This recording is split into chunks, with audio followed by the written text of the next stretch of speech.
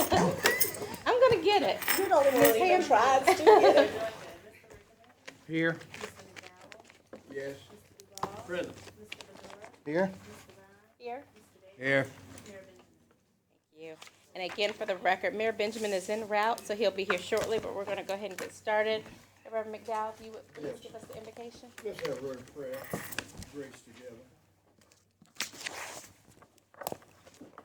For this day and for all the blessings you've already bestowed upon us, we thank you for this time of gathering. Touch and invigorate us, allow us to sense your presence as we discuss the issues of this, our city. We ask it in your name. Amen. Ms. Wilson? Thank you, Madam Mayor Pro Tem. At this time, we will begin our city council discussion with, I think, our public defenders here. Mr. George Coffin, Esquire, Columbia Homeless Court update. Thank you. My name is George Cawthon with Nelson Mullins. I'm also the chairman of the Columbia Homeless Court, which has become like a full-time job for me somehow. But we started this about 6 years ago, when Columbia was talking about putting homeless people outside of town for some reason. And there was a lot of tension about it, and Councilwoman Devine spoke with William Hubbard from my office and said, is there something we can do about this? And he suggested a homeless court, which is something that started in San Diego, California. There's like 20 states that have these homeless courts. So we started one here in Columbia. We met for a year. We had site visits to San Diego, to Birmingham, Alabama, to see what their courts look like. We had a good committee here, and still have the committee. Chief Holbrook, we've had Appleseed involved. We've had county magistrate, chief magistrate involved when we expanded to a county-wide level. And so we met for a year, fine-tuned the thing. I always tell people that the homeless court of 2015 will look better than the homeless court of 2014. It's always improving. So, and we meet periodically. Now that we've been operational, I meet with the judge and the public defender and the solicitor involved, and we see what can we do to make it better. So we've done this for quarterly for about 4 years now. But it's really been a great success for Columbia, but it's also been a great success for South Carolina. It's grown nationally, statewide. Charleston wanted to have one, so Charleston's got one now that we helped construct. Myrtle Beach wants one, so we've helped construct that one. Dino Cornrest from the Public Defender's Office, Hans Pauling from the Solicitor's Office have been very giving of their time to help set these things up. So we're now doing one in Florence. After this article came out, Spartanburg called and said, we'd like to do one too. So we've got the Columbia Homeless Court being replicated all over the state. And it's what this does for you, right now we've had, I think, 2 recidivists out of the last 5 years of our homeless court graduates. These are people that have gone through the system, they've gotten their old charges dismissed, they've gotten their back on their feet, and they've gotten their jobs, they've got employment, and they're no longer homeless. And so you're getting hundreds of people like this per year through South Carolina because of this system. It's been a great project, and it's done a lot of good. And just want to give you an update on the whole program, and thank you again. Part of that, one of the things you gave for us was $100,000 for the public defender to help staff that court. They weren't receiving any funds from the city before for public defender work. That was a blessing in disguise as well, because 18 months later, the ACLU brought a lawsuit against Beaufort and Beaufort. And I've been Beaufort, North Carolina this last week. Beaufort and Bluffton, and they brought class action against them. And you all would have been named in that defendant because they wrote about you in the article, but you didn't get named, and you didn't spend $100,000 a year on defense costs because you had some partial funding for the public defender. So it was a good start. I hope we can continue that and make it better. But it's been a good project, and I want to thank you all for letting me be involved in it. So thank you. Do you have just the numbers for us, so just to kind of know what's the number of cases a year, and are they increasing or decreasing? Councilwoman Devine, I tried to do that in the early days, and I got a call from the solicitor, the then solicitor, on one Saturday morning saying I was going to go to jail for that. So there's an obscure statute that says you can't keep records on this sort of thing. So I've gone to court administration and said, can we get a waiver from this, because I don't want to go to jail for keeping records. But I can tell you that it's been over hundreds, and we have the same. So we're trying to get court administration to come up with a uniform form to use in all our homeless courts. But it's not a solicitor created thing; it's a city created by Constitution by the Chief Justice. So, Any questions for Mr. Coughlin? thank you. Thank you. Mr. Mayor? Our Next item, welcome Mayor Benjamin, is the Rosewood Community Traffic Calming Measures. Mr. David Brewer, our traffic engineer. I think it's David's here, is it Robert? Oh, hey, David. I did not see. Spent the morning with all. Okay, thank you. Thank you.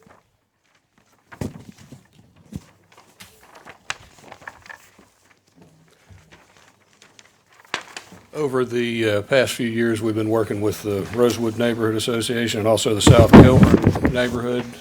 And last spring, we met with both neighborhoods and a large group of people and came up with where all the problem areas they identified are. Then we went back, as you can see on this map, the roadways in red are all owned by the state. So in order to comply with all their requirements for traffic calming, we did traffic counts all over the neighborhood. And these speed hump locations shown on the map are the high speed locations that we identified. Now, we'll probably come back with some additional traffic calming later on, but these, we wanted to address the highest locations first. And I think a total of about 20 in a combination of speed humps and raised crosswalks that are on here, and also a couple of additional four-way stops. The stop signs you see in black are the ones that are already there, the multi-way stops, and the two additional ones are for sight distance restrictions, and we're going to approach DOT based on that rather than volume, because they won't approve four-way stops for speed control. It has to be based on some kind of physical obstruction or volume at the intersection.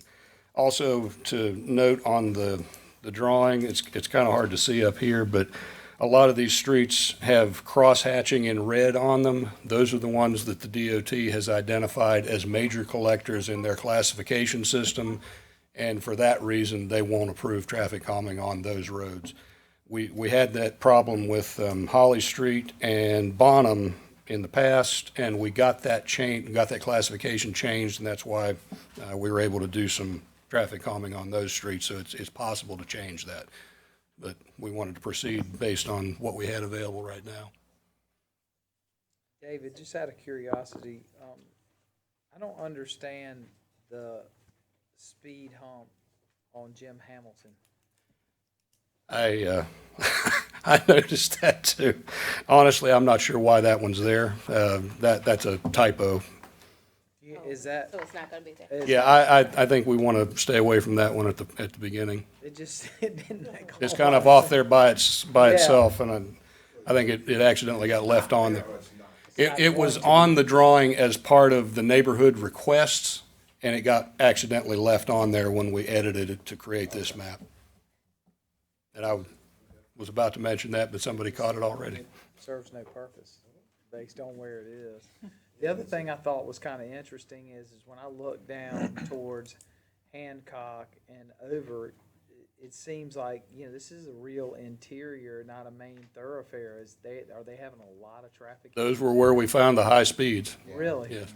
And I wouldn't have thought that. I would have thought Bonham and Holly and the others would be the. it came out on the streets where you actually see the speed humps. We found speeds where the 85th percentile traffic, or 85th percentile speed, which means 85% of the traffic is going at or below that speed, and 15% is going above that speed. And in the ones where you see speed humps on this map are the locations that had an 85th percentile over 35. Wow. Back to Jim Hamilton one. Any issues with the park there? I mean, we've done some significant improvements there in terms of the accessible playground and everything else. Is that the reasoning why?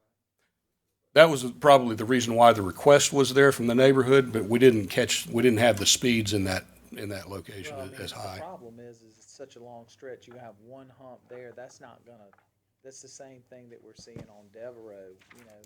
because they put it in the neighborhood line, so you come around the corner off Daly and you hit Devereaux, and 150 yards down, you got this speed hump, and then from there you got 1,200 yards straight away with nothing, so you've deterred it. You got to stop sign.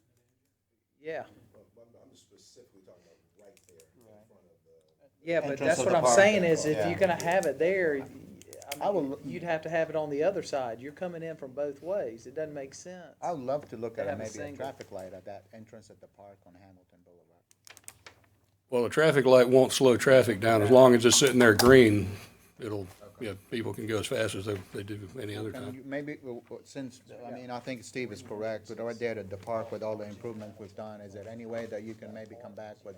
Yeah, these are not intended to be the final word. Okay. This is the high-speed locations we found right now, and then we're gonna come back later with additional. I know you've been working with us a couple of years, and Since 2013. very excited about it, and they want to thank you for your good work on this. Oh, thank you. They think this will go a long way towards solving their problem.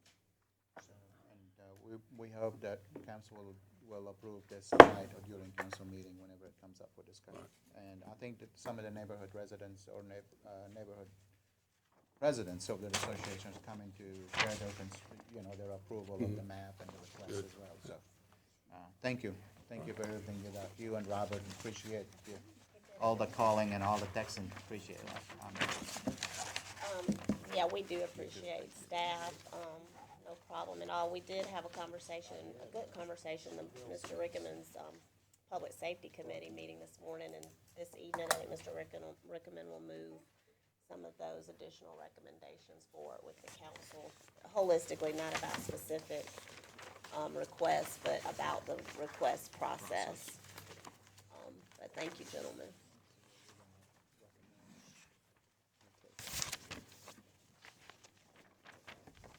Mr. Mayor, you all good? Okay. We'll move into probably our final, I hope, fiscal year 2019-20 budget workshop items. Item 3, accommodations and hospitality tax committee recommendations for the fiscal year 2019-2020. Ms. Dee Dee Fanning, grants coordinator and community projects liaison. I want to thank Dee Dee. This is always a tedious job, and she does it very well with our committee, and thank our committee as well. Printed mine and marked it up, but forgot it. We also are trying to move this forward in a timely manner this year, so hopefully, if council needs more time, certainly we can accommodate, but we wanted to at least get it on your radar now.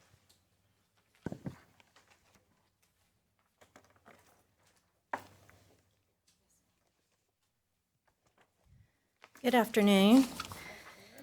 Our accommodations and hospitality tax committees have met for the 2019-2020 funding recommendations for this year. So I thought we could go over accommodations tax first. The committee met with the intent to fund the 2 tourist organizations for Columbia Metropolitan CVB and the capital city Lake Murray at 85% and 15%. And the amounts are listed on the accommodations tax grant spreadsheet that is being passed around now. That would be $366,300 for Capital City Lake Murray and $2,075,700 for Columbia Metropolitan CVB. And I'm trying to remember, Missy, I thought there was we were estimating an increase in A tax for next year. But we just kept it at current level and we'll see. We did. We met in the beginning of May, so we went with the figure that we had the previous year with the intent that if there is, we would give the 85-15%.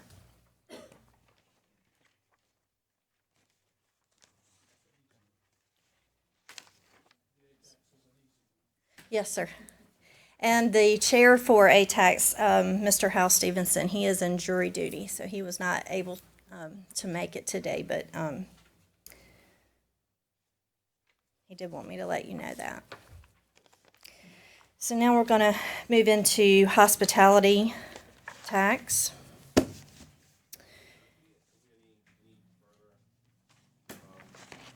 in Lexington about the zoos and the like, that They funded them whole, I think, they,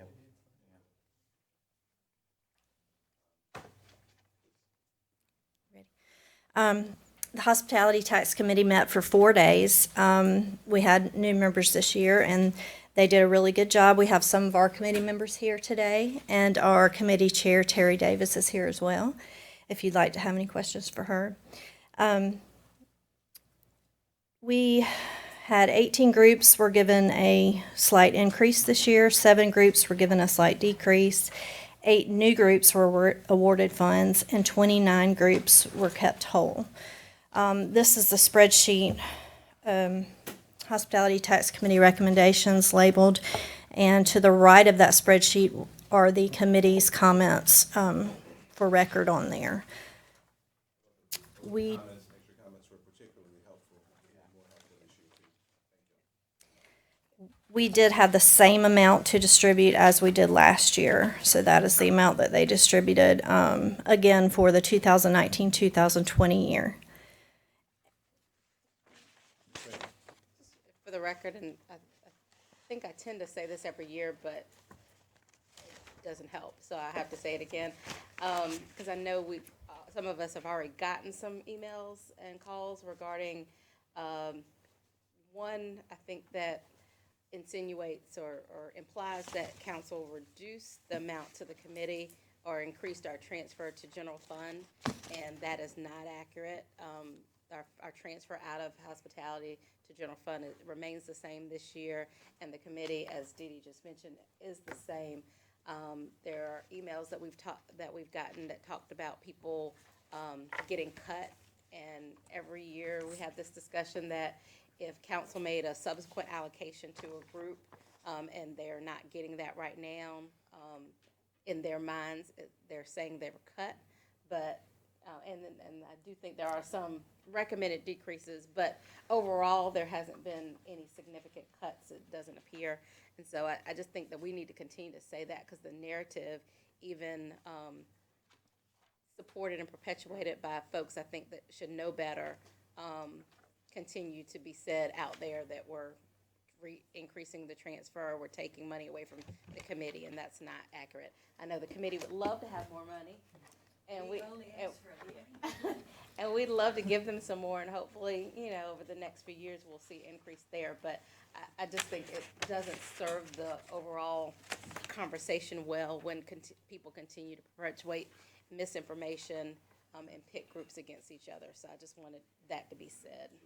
Thank you. This year, 16-17, the committee allocation was $1,873,800.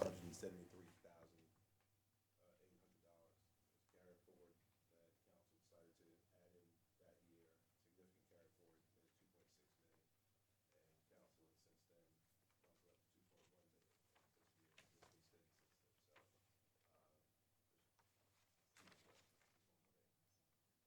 up to $2.1 million this year. Do what now? I'm sorry.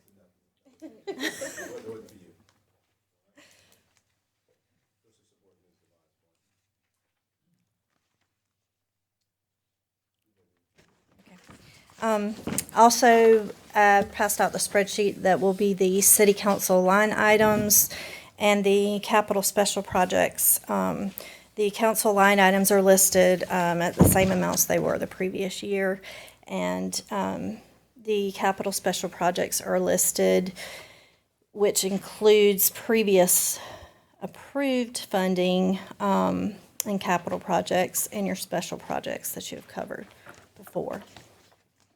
Is this the last year for the Gateway to the Army? Yes, the 1920 will be the last year for the Gateway to the Army.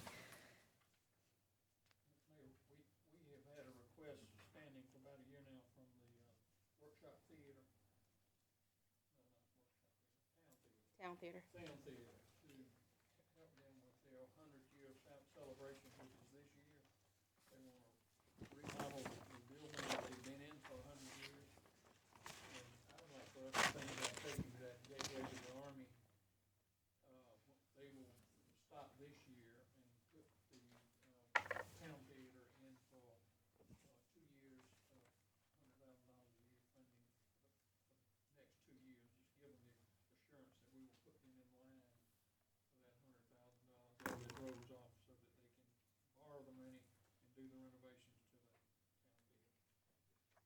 the cost? It's $1 million project, I believe. To make it wasn't $1 million. You want to designate perhaps taking it from the Army and put it in. No, take it. Just get it in line. He's a whole year ahead of budget. Oh, yeah. He's a whole year ahead. You call that an end run. So we gonna take that up at the appropriate time. Thank you for your observation. Future observation. It is on the table. We'll forget about it next year, man. Thank you, big time. You do fantastic work. They do. I've performed this several times and do great work. It's certainly a worthy project. We'll talk about it more. It's the oldest town theater in the United States to be in the same building. I sent you a note, I'm sorry, please. What's the status of the Gateway to the Army project? Is that moving right along? It is, it is. Thought they opened it last week. Yeah, but they opened, but it's not done yet, just a part of it. No, Just want to go ahead and put on the record, and I think the committee does a great job with the little bit of money that they have. But as, You just said there's a lot of bit of money. well, it's the same amount of money, but I know that they want more, and they could do so much more, but we have what we have. But I do want to say that, as usual, I am raising, every year there seems to be a few organizations that get something from the committee, but not at the level that we know needs to happen to make the event or program successful. This council typically comes later and makes different allocations.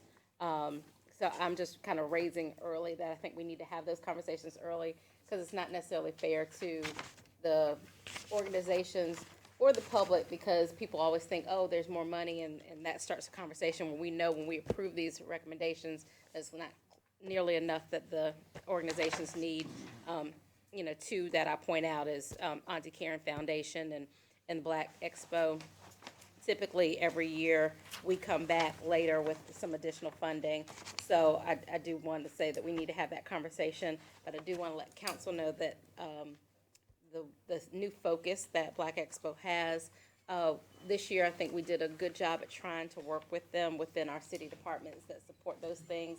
And we have a meeting scheduled for, I think, July 2nd with Mr. Thomas, myself, Ms. Utsi, Ms. Saeed, and Ms. Lindler.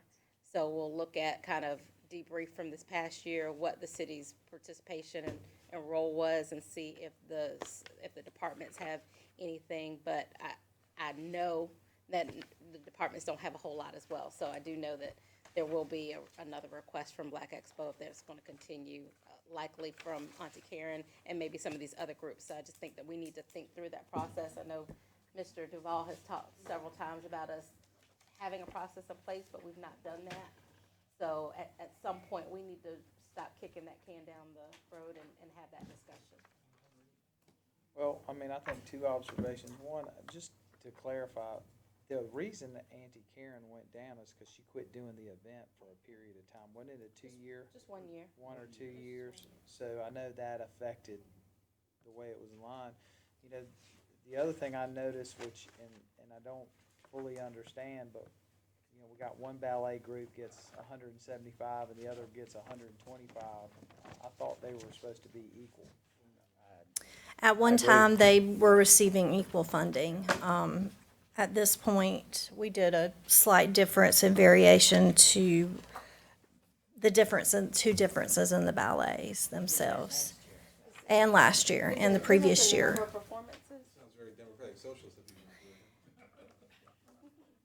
Terry, do you want to I just, explain?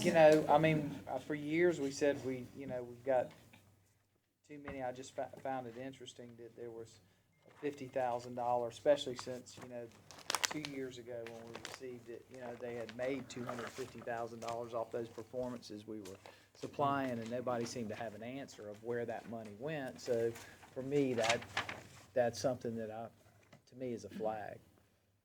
And just to add to that, since we're talking about the Columbia International Festival that we all familiar with, just about every one of us attended one of their functions.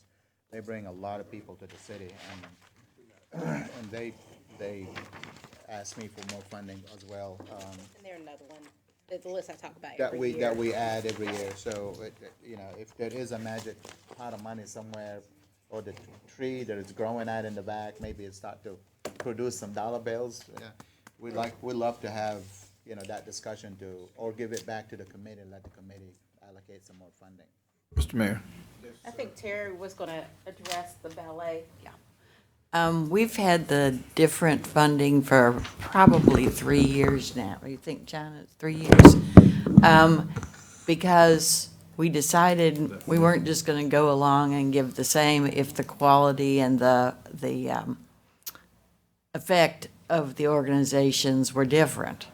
And we've found that there's more outreach with the city ballet. There's just a much bigger impact than there is with the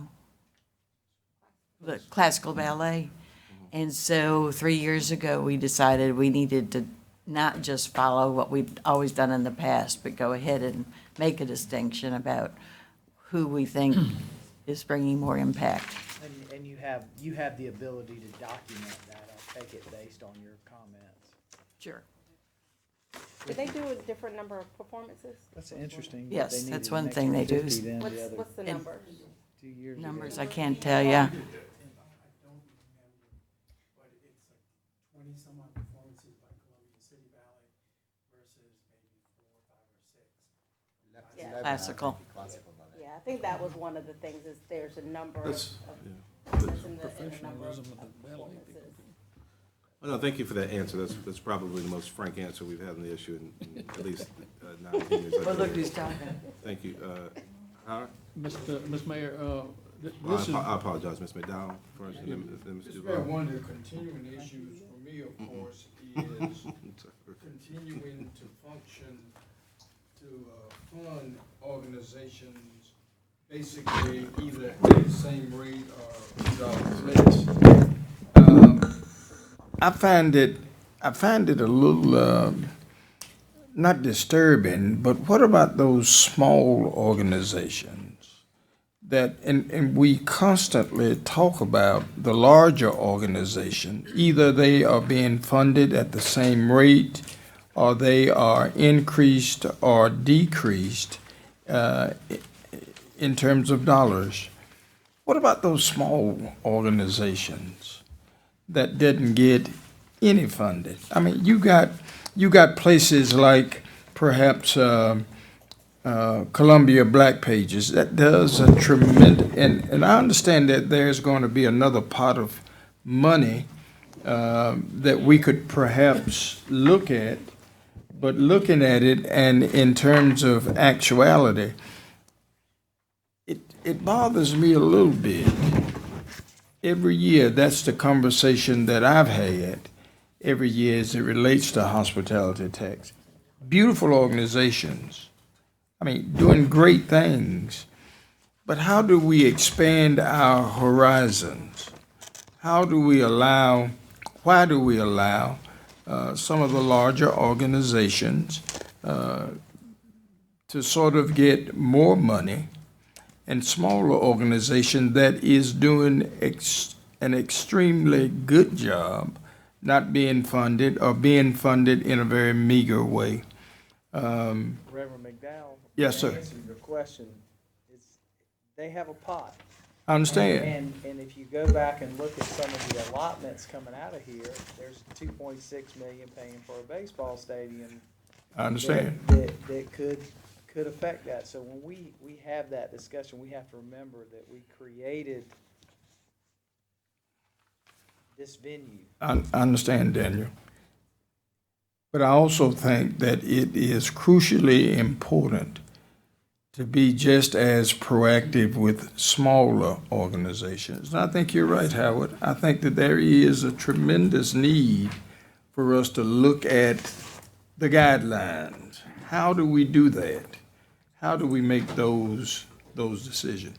So I'm certainly not against funding anybody, but I certainly want it to be that it be equitable in a fashion that persons, when they are doing a good job, that they be rewarded for that.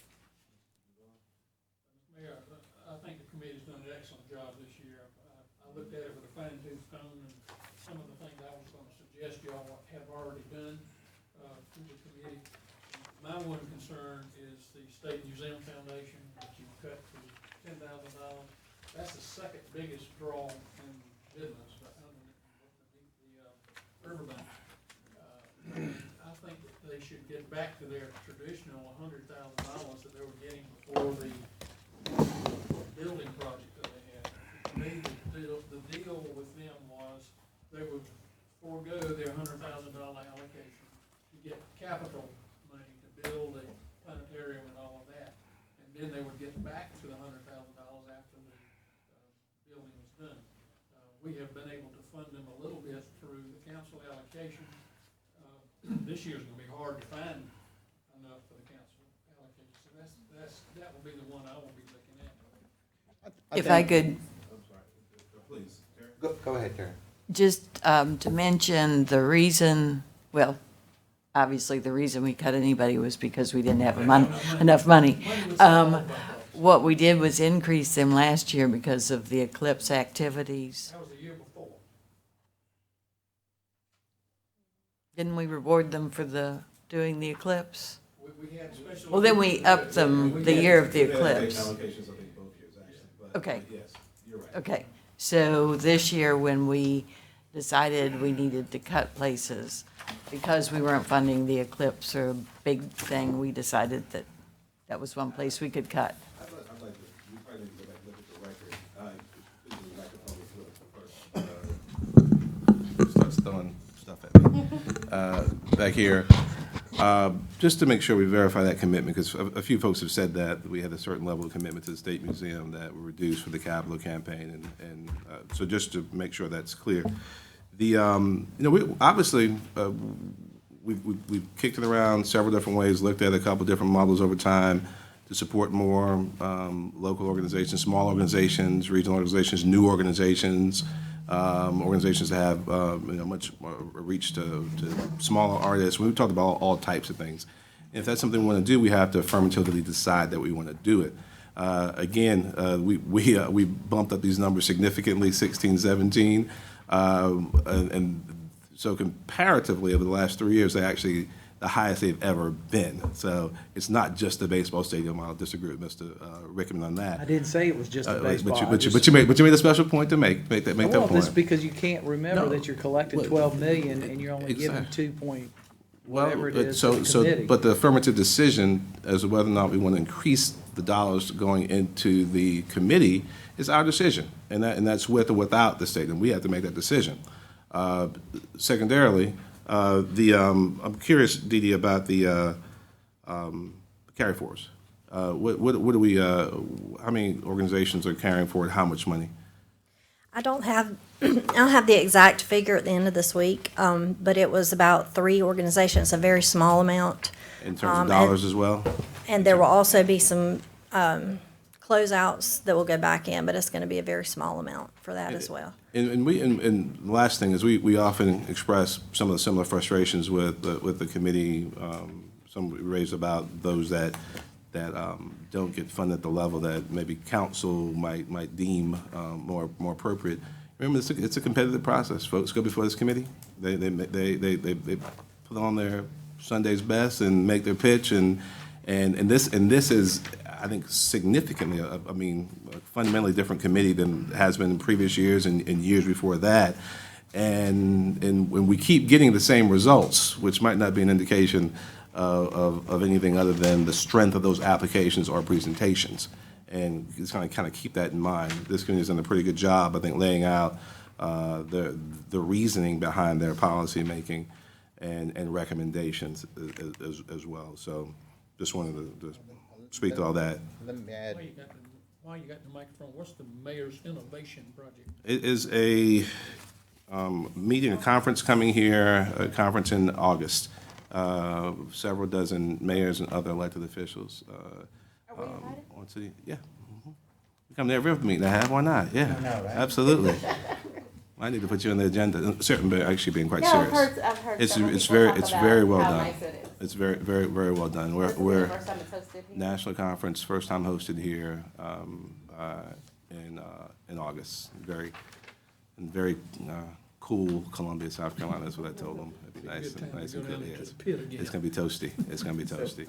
Let me just add a couple of words in here. I do applaud the committee's commitment in doing this. I used to be a member, I know how that is. It's 4 full days of 8 o'clock in the morning till 5 o'clock in the afternoon. And it takes a lot of time and energy from all your members, so I appreciate all you do. And I'm not gonna criticize any of the recommendation you've done, and I'm not criticize the process or anything. But since we're talking about increasing money for the committee and stuff like that, I've always said that we need to allocate the committee's money, a percentage to the actual big part of revenue that we generate of the hospitality tax. So if we're funding them at $2.1 million at a $12 million revenue, as we're saying right now, so if the revenue increases next year, we have to give them a little bit more in the committee so they can do their job and allocate more funds. So some of these groups doesn't come back to us and ask for more money. I think it's just a fair way to do it, is to allocate percentage, 33%, I'm just guessing here, 33% for committee, 33% for line items, 33% for debt services as a stadium and baseball. I think it might be better and a fair way to do it. That way everybody gets an increase. And if the revenue at the end of the year decreases, everybody gets cut the same thing, but it's a percentage of revenue that we get every year. If it's something you wanna look at, we as committee members, we can definitely look at it, and maybe bring some recommendations for Well, council. that helps, I think, and I think perhaps we need to do that not as quickly as possible. Right. But we just don't need to continue to talk about it. The guidelines, I think, are very important in terms of whether it's 33% here, 33% or 20%. The guidelines, and that we hadn't done, and we need to do that. Let's do that. We'll make a recommendation in council meeting, and we'll meet in a committee meeting, and maybe Well, we'll. if I might, friendly reminder, because I want to make sure we're all working off the same page here. I mean, what you have in front of you is what we have. I mean, we don't, Right, there right, are we no know that, additional yeah. funds No. to allocate. I mean, this represents all of HTAX. And I thought going forward in the retreat, you all discussed, the HTAX bond. So don't need to lose sight of that. So there's really not any room for, unless there's some substantial growth that I don't think we're seeing or anticipating at this point. We've been, I know the staff's been very conservative in what we expect to see, and I think we need to stick with the conservative numbers. Yeah, and, This is the box we're working within. and of course, we always encourage you all that if there are things you need to adjust, to do so, because finding or trying to find the funds later in the year is very difficult. So some of these groups that, I mean, I find every year we're searching for certain groups every year consistently, rather than do that, if it needs to be addressed, and then we, as staff, certainly encourage you to do that, but obviously we do as we're told, and at the time we try to figure it out, but it's not gonna be as easy this year. It's never easy, but I just don't see where we would find it this year coming up, so. I think we need to address it now. Just a question, Dee Dee, so, and I know these are public records, so it's good that we have the comment. Bless you. When folks are notified of their funding or non-funding, are they directed to this, or do you put in the letter their comments? I'm just making sure that people know some of the rationale. Like, for instance, someone called me yesterday about Girl Scouts, and I see it's on here as not eligible. I don't know what they feel like it's not eligible, so I want to make sure that somebody's communicating with them that it was not a commentary on the value of the project to the city, but that it's not eligible for the pot that they're applying for. We do make this available to them so that they can see the notes, rather than put it in each individual letter.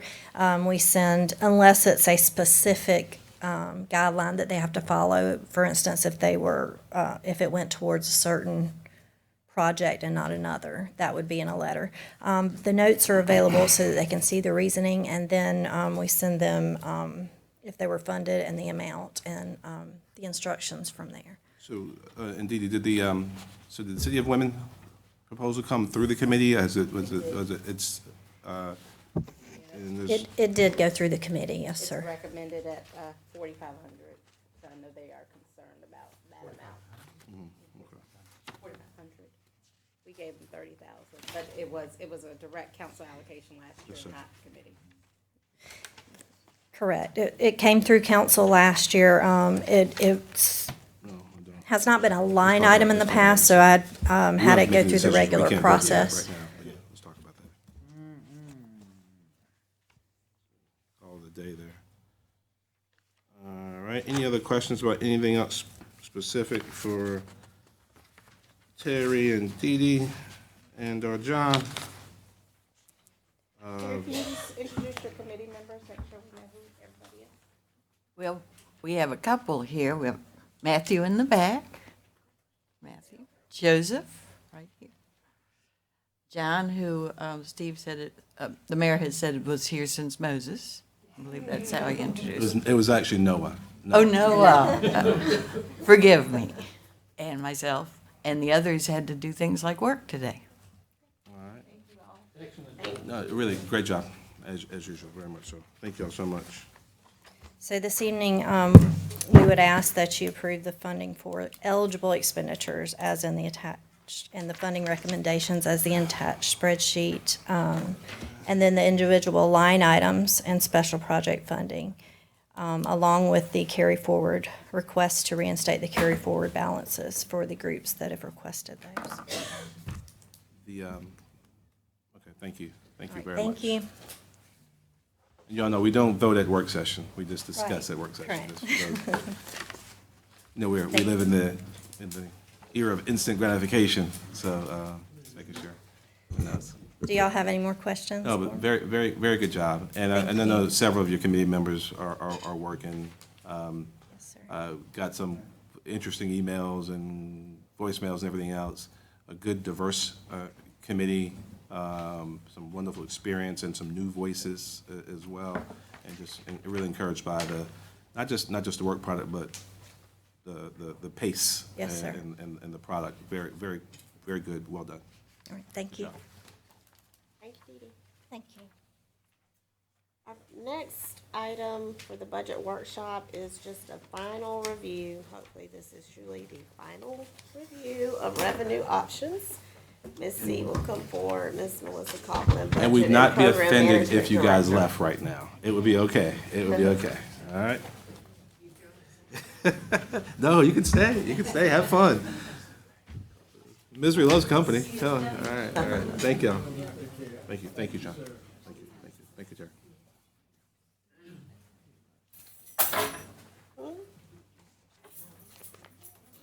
Sure, yeah, if you don't mind. We just put a matrix together because I do think we've talked about several items, over the last several weeks and months, really. And we're wrapping up the, discussion of these items with you all. I know it was very important to you that we've had this public discussion, so, and we'll continue to put information out as we move forward, but really moving into the period of the due diligence and work that needs to be done on these various options. Very thankful for council's direction to move forward with the, hydrant fee increase. I probably need to get we'll send an email about potential additional time to get on your calendars, so we can move that along as far as those readings, in July and August. Being that there's one meeting in July, we may need to try to do something to accommodate that in particular. And then, the rest of these will just be moving forward with the work to get the information that hopefully we can bring back to you, some ordinance changes and, hopefully approvals going forward in the fall. By January, hope to have some of these in place. So we just wanted to put them before you in a different format to make sure everyone's clear on the options. And also talk about the model ordinance. If we go that route, I'm not sure that we Captured it here. capture item 1, but I know, Mr. Mayor, you had mentioned that too, to getting some clarity on the model ordinance approach. Thank you, Ms. Wilson. Yes, as Ms. Wilson said, this list here includes items that either still have some final recommendations or direction needed, or also to update you on the next steps regarding those items. So the first one is the business license, and that would be revising the business license ordinance to eliminate the exemption for nonprofit entities. The next item, action item based on that direction would be the revised ordinance would be on City Council's July 16th agenda for first reading. And then of course, the next reading, staff's action item on that will be the hiring of a firm to assist with research. That work is underway. Other than discussions, as Ms. Wilson mentioned, whether there's discussions regarding the model ordinance, which would have a little different path. Of course, this is the next steps regarding revising the current. There's no reason why they both can't be happening, but I understand part of the question is whether we do one versus the other, so. Why would we do everything? You know, if you look at take a look at our financial statement, and it's clear, it tells you our situation. And in 2018, if you look at the tax structure, the property owners here are paying continual. Richland County's gone up 14 points. You got Richland 1, who's gone up 16 and 25 points over the last 3 years. Richland 2 has creeped up 27 points in the last 2. All of this stuff is affecting, and it's the same taxpayers. The non-tax-paying entities have to contribute to the basic services. And today we had a meeting in a public safety where we had the police chief and the fire chief, and you looked at the service of calls and the people who were receiving them, and we're talking massive amounts of calls and costs. You know, I think that the property tax letter of agreement, you know, whatever, to me, a millage rollback is so far down the line.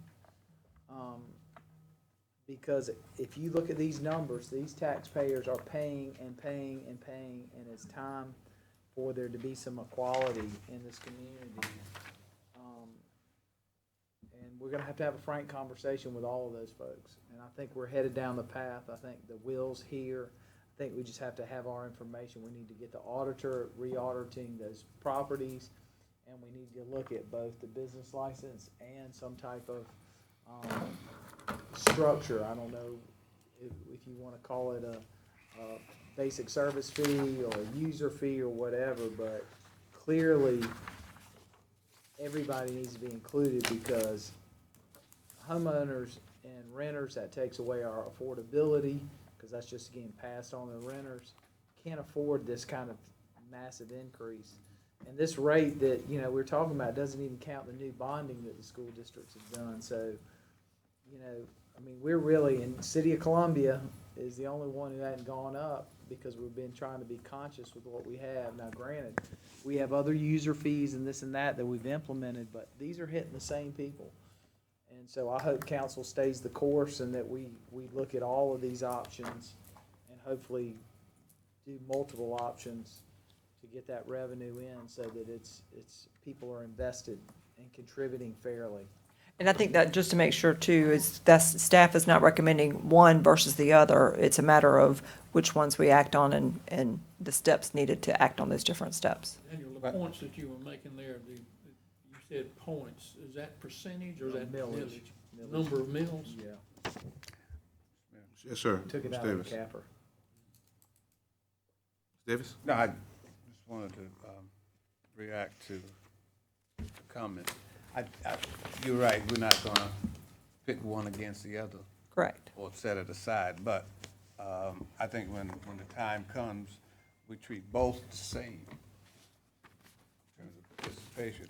And going back to Daniel's point, if you take a look at the breakouts that the police department and fire department, public safety overall, what they're required to do and the cost of each service. Again, you still have entities that are not participating, but they benefit from those services. People coming to this city want to feel safe. They feel safe because they know that we have a top-notch fire department, top-notch police department. And so I think it's taking us, it would take us to the threshold where everybody participates because everybody pays. And, you know, unfortunately, we can't say you don't pay, you don't get. So since we are required to provide those services and people do enjoy them, they participate in it. And I don't have a problem with that. It's easier said than done. Well, I think we all know too that we're one of those municipalities, if you look at it on a nationwide basis, that's not doing anything beyond what we're doing now. There are other municipalities that have been that creative to, you know, affect some systems and processes where everybody pays because everybody participates.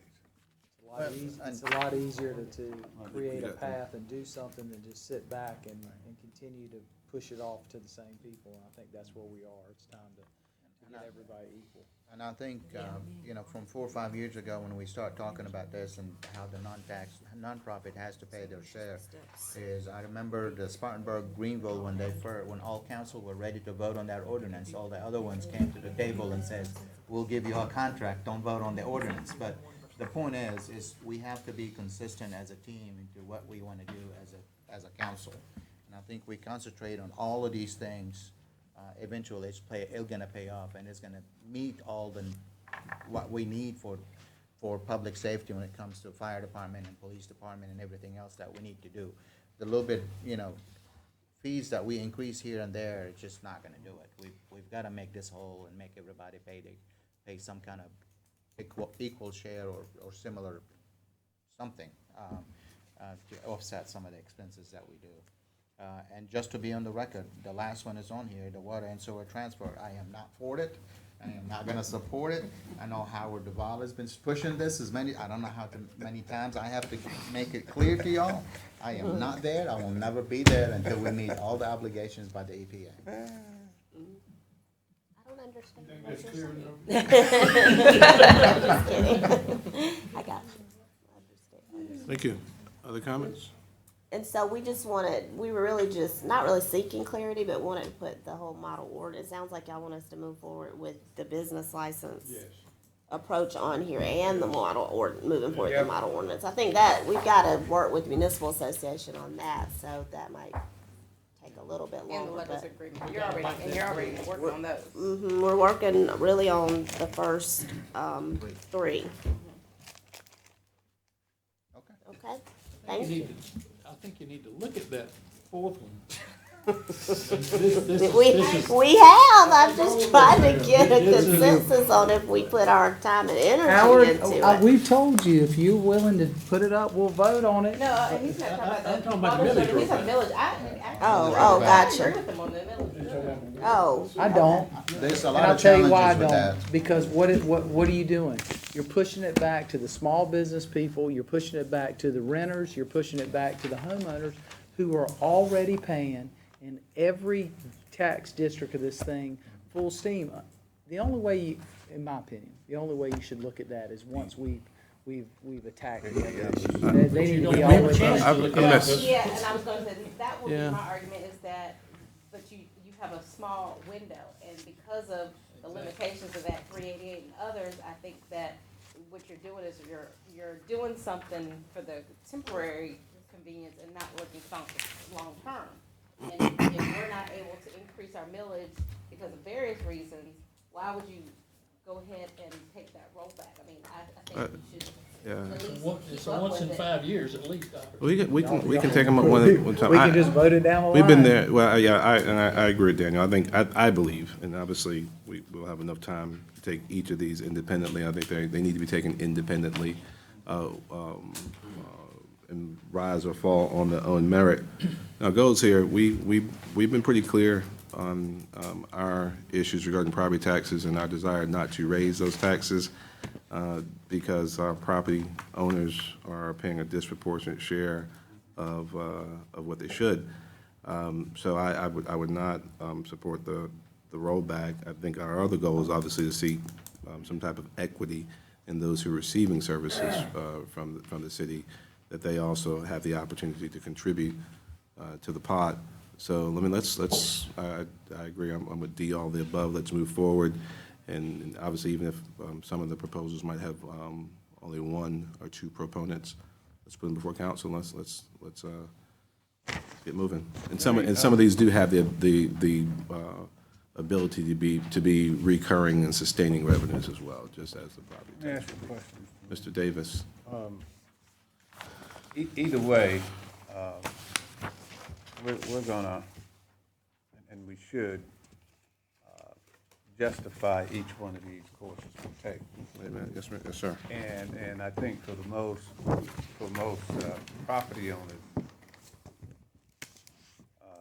or average citizen, whether you roll back or not, they would want to know why and what the impact would be if you do and if you don't. Get the overall goals that we're looking at. I would say for each one of them, in addition to description, we sort of come up with a statement of justification. Yeah. I don't know that I'm 100% against the rollback, but if I were to say yes or no, I want to have a stand-up conversation with somebody out there. Here's why or here's why not. All right. So then just to also clarify on the rollback or the property tax rollback, depending upon how the calculations work out, the budget ordinance would need to come back to council anyway in order to amend it to reflect what the millage would be with the rollback or without it, depending upon what action. So it will come back to you in that capacity as well. What time frame would that be, October, November? I don't think it's that late. I think we're saying August, September. Yeah. I believe we'll bring it back to y'all, maybe the last meeting in August. So there'll be, yeah. And as far as the, and then the property tax, the third item with regards to property tax for, there's no council action there other than working with Richland County Assessor's Office, some collaboration on those pieces, so. Okay. Thank you. Thank y'all Hey, for we your get- hard work on that this budget season. Crazy. It's scary. Oh, yeah, very much so. Especially seeing the challenges we have now, what's going to mean prospectively. You want to go again? Yeah, please, George. I appreciate that, not everybody's going to understand the distinction between hospitality tax and other sources of revenue, but right now, you should be providing for the basics of a city. Shelter, water, things like this. One of the basics of the city is the constitutional right to property, liberty.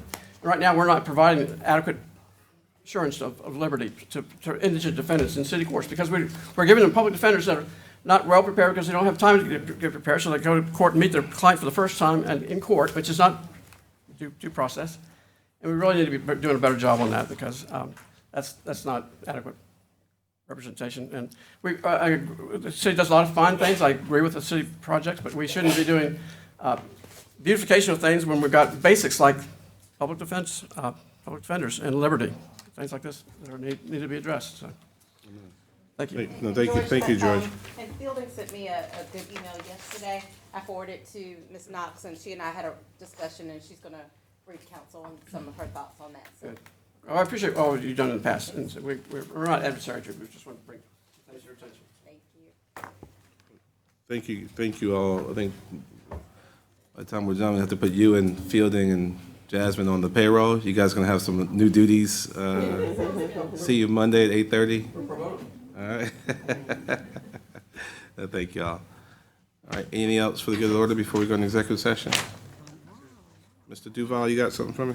Yes, sir. Mr. Mayor, I move to go into executive session for receipt of legal advice related to matters covered by attorney-client privilege pursuant to 30-4-78-2, accommodations tax, ban the box, Minnesota City, discussion of matters related to proposed location or expansion of services to encourage location or expansion of industry or other business pursuant to 78-2, development incentive, Finley Park, Cromwell. Discussion of negotiations and proposed contractual arrangements pursuant to 78-2, Capital City Stadium. Discussion of employment of an employee pursuant to 78-1, organizational structure. And can I add under 7, Germany Street? Germany Street? Okay. All right. All right, is there a second? Is there a second, Ms. Devine? Second. All right, any discussion with the previous question? Clerk, call a roll. Mr. Rickman. Aye. Mr. McDowell. Mr. Duval. Aye. Mr. McDowell. Yeah. Mr. Bedora. Mr. Bedore? Yes. Mr. Vine. Aye. Mr. Davis. Aye. Mayor Benjamin. Aye. Ms. Badura, you know, that was a vote on the water sewer transfer. No, executive session. I have 2 ears.